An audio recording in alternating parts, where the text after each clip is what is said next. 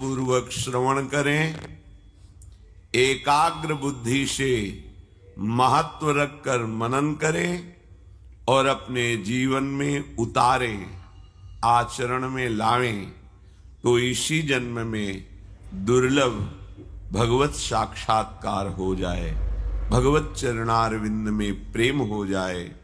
अनंत जन्मों की कर्म परंपरा का नाश करके भगवान इसी जन्म में अपने धाम में बुला ले। ये कर्म परंपरा बहुत पीड़ा देती है। सबसे पहले बुद्धि को अधीन करके संसार में सत्यत्व भाव रख करके बार बार दुख विपत्ति संकट जन्म मरण, कितना प्रपंच है। राग द्वेष का तो जाल फैला हुआ है, ईर्ष्या मात्सर्य हृदय को जला रहा है, काम क्रोधादि ये एक क्षण भी चैन नहीं लेने दे रहे। फिर भी हम सुख की आशा में इसी दुखालय में सुख चाहते हैं, इसी संसार में जीना चाहते हैं। और ये अज्ञान की वृत्ति बिना भगवद वाक्यों का मनन किए, बिना भजन किए ये नष्ट नहीं होती है।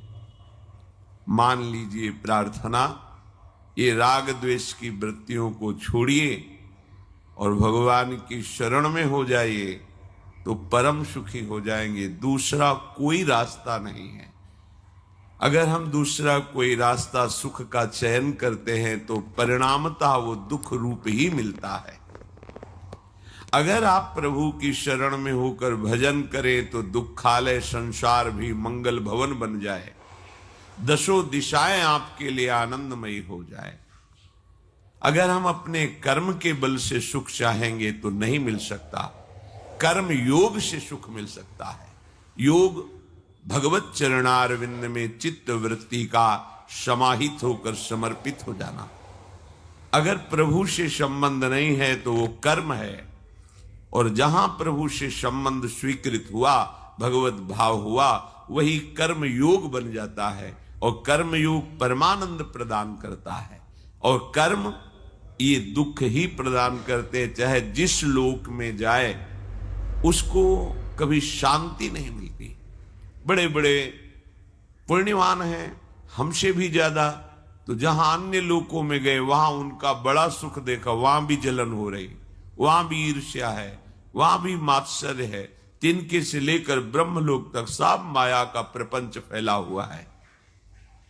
श्री भगवान कह रहे हैं कि परमानंद महासुख की प्राप्ति के लिए जो अनन्य भाव से मेरा भजन करते हैं, ये अनन्य शब्द बार बार इसलिए परिचय दिला रहे हैं कि एक बार अनन्य हो जाओ। शरीर का राग, इंद्रियों में जो भोगों की सुख की लालसा है, और परिवार मित्र सुहृदजनों में जो स्नेह है, राग है, यही हमारा बंधन है, यही बंधन है। अगर इसको आप बंधन मान लेंगे तो मुक्त होने की इच्छा होगी, पर आपने तो इसे सुख मान लिया, बंधन मानते ही नहीं है, तो परिणामतः दुख ही दुख भोगते चले जा रहे हैं।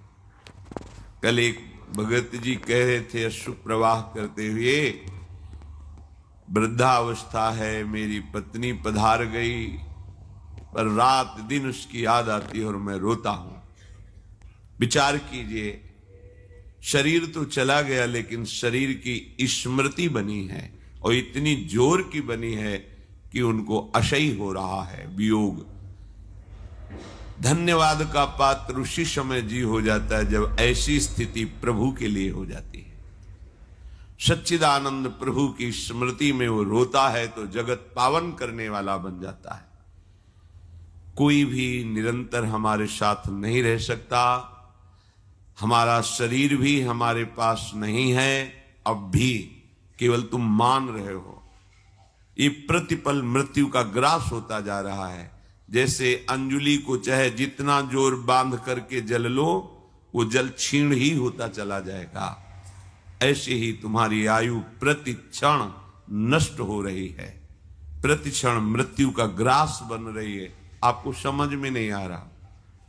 बस यही समझ प्रदान करने के लिए भगवत प्रेमी महात्माओं की वाणी में प्रभु बैठ करके उपदेश करते हैं कि तुम समझ जाओ तो परमानंद में मगन हो जाओगे। प्रभु कह रहे हैं, सततम कीर्तयन्तो मां यतन्तश्च दृढ़व्रताः नमस्यन्तश्च मां भक्त्या नित्ययुक्ता उपासते। हे अर्जुन, जो नित्य निरंतर मेरे में लगे हुए उपासक हैं, नित्य और निरंतर, ये बड़ी दुर्लभ बात है।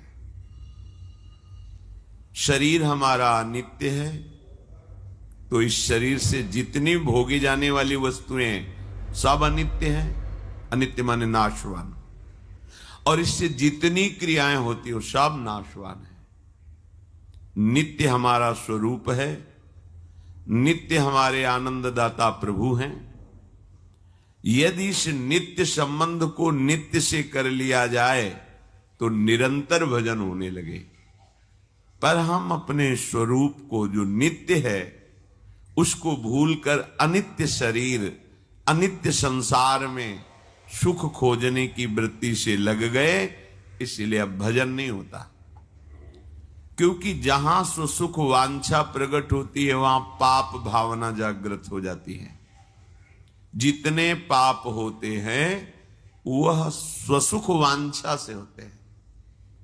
स्वसुख वांछा ये आसुरी भाव है। आशु कहते हैं प्राणों को, जो केवल अपने प्राणों के पोषण में लगे हैं, केवल इंद्रियों के भोगों में लगे हैं। वो अनित्य में लगने के कारण प्रभु का जो नित्य स्वरूप है, नित्य संबंध है, वो निरंतर भजन नहीं कर सकते।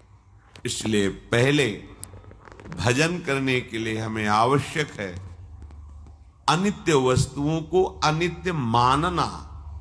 यदि गलती को गलती मान लोगे तो सुधार हो जाएगा, और गलती को गलती ना मानकर उससे गुण बुद्धि से तो कभी सुधार होने वाला नहीं।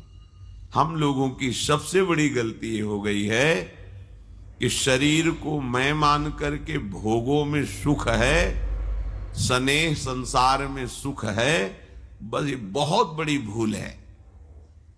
और सब हम इसी में विचर रहे हैं। ऐसा नहीं है कि कोई दो चार से भूल हुई हो। भूमि परत भा ढावर पानी, तिम जीवहि माया लपटानी।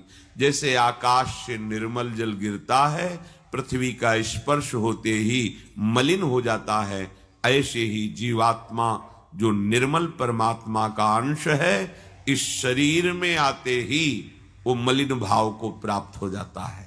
देह भाव को प्राप्त होना ही ये मलिनता है, क्योंकि इसी से सारी मलिनताएं प्रकाशित होती हैं। दुराचार प्रवृत्तियां, अभक्ष पदार्थों को खाना, हिंसा आदि वृत्तियां, चोरी, नाना प्रकार के आसुरी भाव इसी में छिपे हुए हैं, देह भाव में। हमें जब तक प्रभु के चरणारविंद का आश्रय और उन्हीं को केवल अपना मानना ऐसा भाव नहीं आता, तब तक निरंतर भजन हो ही नहीं सकता। कितने भगत जन ऐसे मिलते हैं जो कहते हैं हमारा 24 घंटे भजन होता है, फिर इसके बाद वही बोलते रहते हैं, मैं बहुत अशांत हूं, मैं बहुत परेशान हूं, मन हमारा बहुत हमको जलाता है। क्या बोल रहे हो? निरंतर भजन और ये स्थिति मजाक कर रहे हो।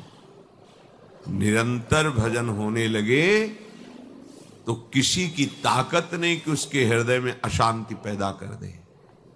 आप झूठ से अपने को मान रहे हैं कि मैं निरंतर भजन करता हूं, क्योंकि निरंतर भजन करने वाले के शब्द ही नहीं निकलेंगे। जब मन प्रभु आनंद सिंधु में लगा तो अशांत कैसे हो सकता है? मन अशांत है तो भजन किससे कर रहे हो? चित्त वृत्ति विक्षिप्त हो रही है तो चित्त वृत्ति संसार में लगी, प्रभु में कहां।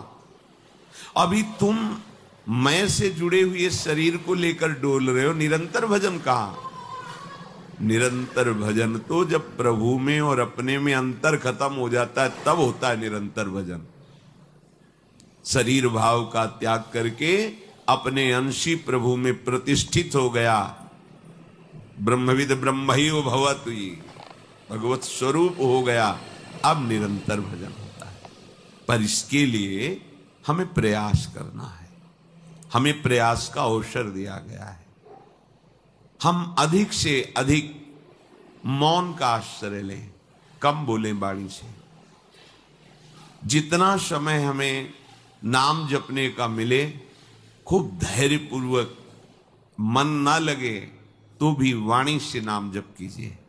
मंत्र को तो वैखरी बोलने के लिए मना किया गया है, वाचिक, पर नाम को आप गुनगुना सकते हैं, जोर से गा सकते हैं, बोल बोल के जप सकते हैं, राधा राधा राधा राधा। लेकिन मंत्र को उपांशु से आगे नहीं बोल सकते।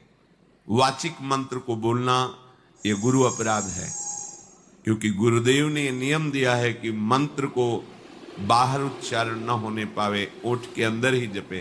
पर नाम ऐसा महामहिम है कि आप उच्चैश्वर स्तंभद सर्वदैव, ऊंचे स्वर से भी आप गा सकते हैं, मध्यम स्वर में भी गा सकते हैं, आप गुनगुना भी सकते हैं, आप ध्यान भी कर सकते हैं, आप मानसिक भी जप कर सकते हैं। तो इस सतत अभ्यास करने से असत संसार का चिंतन छूटे। बस खास बात यह है, जहां असत संसार का चिंतन छूटा तो हृदय में ऐसे आनंद की उमगन होती है कि अपने आप भजन चलने लगता है, फिर भजन करना नहीं पड़ता।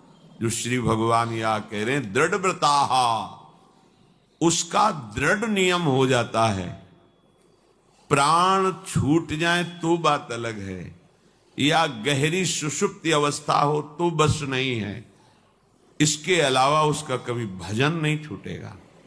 और जिसका ऐसा भजन होता है तो सोवत हूँ रसना रटे राधा कृष्ण सुनाम।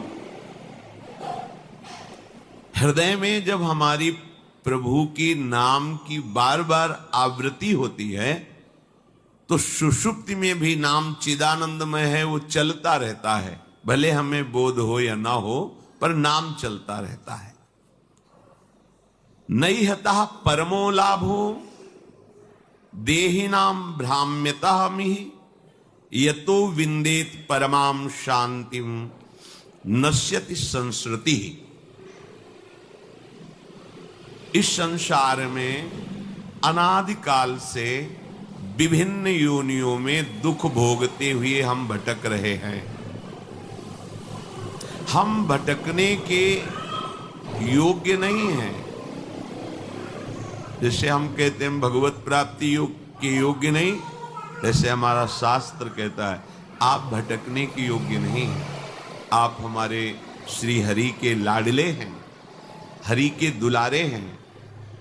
बस इस पक्ष में बीच में एक रकील खींच दी गई, इधर माया